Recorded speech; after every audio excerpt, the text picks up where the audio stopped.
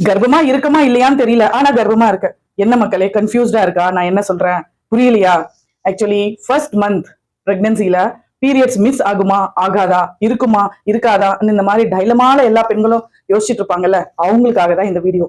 S மக்களே, நாம இன்னையில இருந்து நம்ம சேனல்ல every alternative day pregnancy series post பண்ண போறோம் மந்த் வைஸ். ஸோ பிரெக்னன்சி சீரீஸை மந்த் வைஸ் பேபியோட growth அண்ட் டெவலப்மெண்ட், மதரோட சைன்ஸ் அண்ட் சிம்டம்ஸ், ட்ரீட்மெண்ட் எல்லாத்தையும் டீடைலா நீங்க தெரிஞ்சுக்கலாம். ஓகேங்களா? ஸோ அதுக்கு முன்னாடி நம்ம சேனலை சப்ஸ்கிரைப் பண்ணாம இருந்தா சப்ஸ்கிரைப் பண்ணி வச்சுக்கோங்க. அப்பதான் மந்த் வைஸ் எல்லாமே தெரியும். நிறைய பிரெக்னன்சி டிப்ஸும் உங்களுக்கு பார்க்கலாம். ஸோ என்ன மக்களே, நம்ம வீடியோக்குள்ள போலாங்களா? வணக்கம் மக்களே, welcome to our Krishna Garbhini Kendra. This is your pregnancy coach major Prema Praveen. So first month பிரெக்னன்சில என்ன ஆகும்? Just fertilization and implantation. நம்ம எல்லாருக்குமே தெரியும் 14 டேஸ் லாஸ்ட் சைக்கிள் பீரியட்ஸ்க்கு அப்புறமா 14 டேஸ்ல ஓவுலேஷன் ஆச்சு. ஸோ ஓவுலேஷன் ஆகி உங்களோட கருமுட்டை ரிலீஸ் ஆகி வெடிச்சு வெளியில வந்தோடனே அது வந்து ஸ்பெர்மோட சேர்ந்து கருவா உருவாகி அதுக்கு ஒரு 1 வீக் டைம் எடுத்துக்கும். அதுக்கப்புறமா அந்த கரு நெக்ஸ்ட் வீக்ல வந்து உங்களோட யூட்ரஸ்ல போய் ஒட்டுறதுதான் இம்ப்ளான்டேஷன் அப்படின்னு சொல்லுவாங்க. ஸோ இதுதான் வந்து ஃபர்ஸ்ட் மாசத்துல நடக்கும். Fertilisation and implantation. ஃபர்டிலைஸ் ஆன அந்த கரு போய் கர்ப்பப்பைக்குள்ள உட்கார்றது, ஒட்டிக்கிறது, அப்படியே ஒட்டிக்கும். அதுக்கு பேரு தான் இம்ப்ளான்டேஷன். ஸோ இதுதான் ஃபர்ஸ்ட் மந்த். ஸோ ஃபர்ஸ்ட் மந்த்ல பெரும்பாலும் வந்து நிறைய பேருக்கு பெரிய பெரிய சிம்டம்ஸ் எல்லாம் எதுவும் தெரியாது. ஆனா மைனர் சிம்டம்ஸ் ரொம்ப சென்சிட்டிவா இருக்கு. உங்களுக்கு தெரியும் என்னன்னா, பிரெக்னன்சி ஆக போறோம் அப்படின்னா சிவியரா பாடி டயர்டா இருக்கும், நிறைய தூக்கம் வந்துட்டே இருக்கும்.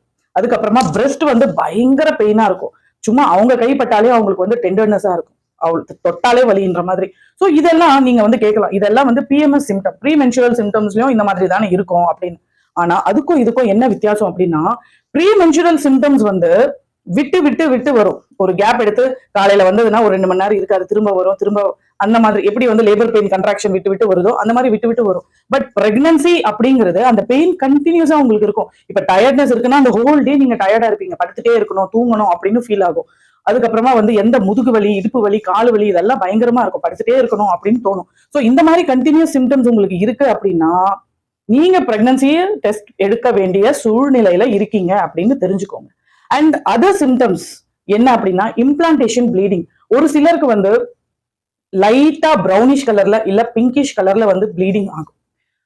சோ அதை வந்து நீங்க நார்மல் பீரியட்னு நினைக்க வேணாம். நார்மல் பீரியடை விட ஃப்ளோ கம்மியா சும்மா லைட்டா வாட்டரி டிஸ்சார்ஜா வந்து இருக்கும். அது ஜஸ்ட் 1 நாள் 2 நாள் இருந்துட்டு சும்மா மைல்டு ப்ளீடிங்கா இருக்கும். Spotting, it's called spotting. So அது எப்போ ஆகும் அப்படின்னும் போது கன்ஃபியூஷனே இருக்க வேணாம் உங்களுக்கு. பீரியட்ஸ்க்கு ஒரு 4-5 டேஸ் முன்னாடியே இந்த இம்ப்ளான்டேஷன் நடந்துருங்க. ஸோ இதெல்லாம் உங்களுக்கு நடந்துட்டு வருது அப்படின்னும் போது கன்ஃபார்மா யூ ஆர் பிரெக்னன்ட், நீங்க முதல் மாசம் கர்ப்பம் அப்படிங்கிறது அர்த்தம். ஸோ இந்த இம்ப்ளான்டேஷன் வந்து அதுதான், அந்த கரு உருவாகி அந்த கரு போய் கர்ப்பப்பைக்குள்ள ஒட்டுது பாத்தீங்களா, அது வந்து நம்ம பீரியட் சைக்கிளுக்கு 1 வீக் முன்னாடியே நடந்துரும். ஸோ அந்த கர்ப்பப்பைக்கு அந்த கர்ப்பப்பையோட வால்ல அது ஒட்டும் போது அந்த உராசல்ல ஏற்படுற அந்த ப்ளீடிங் தான் அந்த ஸ்பாட்டிங். அதுக்கு பேரு தான் இம்ப்ளான்டேஷன் ப்ளீடிங் அப்படின்னு சொல்லுவாங்க. ஸோ இதெல்லாம் தான் இதெல்லாம் தான் signs and symptoms first month பிரெக்னன்சிக்கு. ஸோ இந்த ஃபர்ஸ்ட் மந்த் பிரெக்னன்சி ஆயிடுச்சு. ஸோ இந்த மாதிரி implantation, bleeding, signs and symptoms ஆயிடுச்சு, பீரியட்ஸ் மிஸ் ஆயிடுச்சு.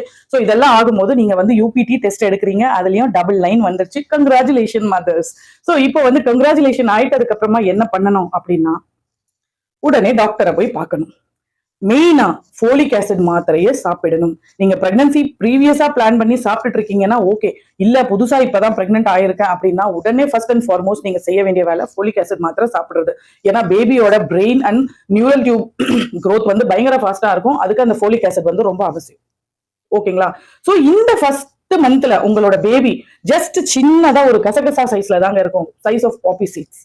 சின்னதா ஜஸ்ட் ரொம்ப ஒரு புள்ளி மாதிரி தான் இருக்கும். So main growth, main science and symptoms எல்லாமே உங்களுக்கு செகண்ட், தேர்ட் மந்த்ல இருந்து தான் ஸ்டார்ட் ஆகும். ஸோ இந்த ஃபர்ஸ்ட் மந்த்ல நீங்க வந்து பிரெக்னென்ட்னு தெரிஞ்ச உடனே டாக்டரை விசிட் பண்றீங்க, ஃபோலிக் ஆசிட் மாத்திரை சாப்பிடுறீங்க.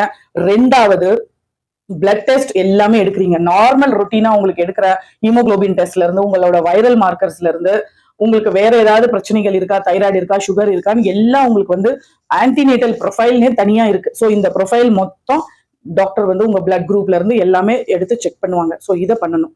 நெக்ஸ்ட் வந்து இப்ப நீங்க வந்து ஒரு 5 வீக்ஸ் கர்ப்பம்னு வச்சுக்கோங்க. நெக்ஸ்ட் வந்து அவங்க ஒரு 7-8 வீக்ஸ்ல உங்களை வந்து கூப்பிடுவாங்க. 7-8 வீக்ஸ்ல வந்து நெக்ஸ்ட் ஸ்கேன் பிளான் பண்ணி கூப்பிடுவாங்க. ஸோ அதுக்கு நீங்க டாக்டர் கிட்ட அப்பாயின்மெண்ட் வாங்கிக்கோங்க. நெக்ஸ்ட் எதெல்லாம் செய்யக்கூடாது அப்படின்னா, காரமான உணவு, புளிப்பான உணவு, இனிப்பு அதிகமா இருக்க உணவுகள் எல்லாம் நீங்க சாப்பிடக்கூடாது. அதிகமா எக்ஸாஸ்ட் ஆகுற மாதிரி வேலைகள் எதுவும் நீங்க செய்யக்கூடாது. ஓகேங்களா? So take rest. நல்ல தண்ணி குடிக்கணும். ஏன்னா இப்ப வந்து இனிஷியல் ஸ்டேஜ்ல உங்களுக்கு வாந்தி இதெல்லாம் இருக்காது. ஸோ ஹைட்ரேஷன் நல்லா குடிச்சு வீட்டு உணவுகளை சாப்பிட்டு ரெஸ்ட் எடுத்தீங்கன்னா போதும். ஸோ இந்த வீடியோ, இந்த கண்டென்ட் உங்களுக்கு உபயோகமா இருந்திருக்கும் அப்படின்னு நான் நம்புறேன். தெளிவுபடுத்தினா, இன்னும் உங்களுக்கு ஏதாவது பிரெக்னன்சி ரிலேட்டட் டவுட் இருக்கு அப்படின்னா கமெண்ட் செக்ஷன்ல சொல்லுங்க. அதை நான் நெக்ஸ்ட் வீடியோவா போடுறேன். இந்த வீடியோ உங்களுக்கு பயனுள்ளதா இருந்ததுன்னா சப்ஸ்கிரைப் பண்ணி இன்னொரு அம்மாவுக்கும் ஷேர் பண்ணுங்க. தேங்க்யூ.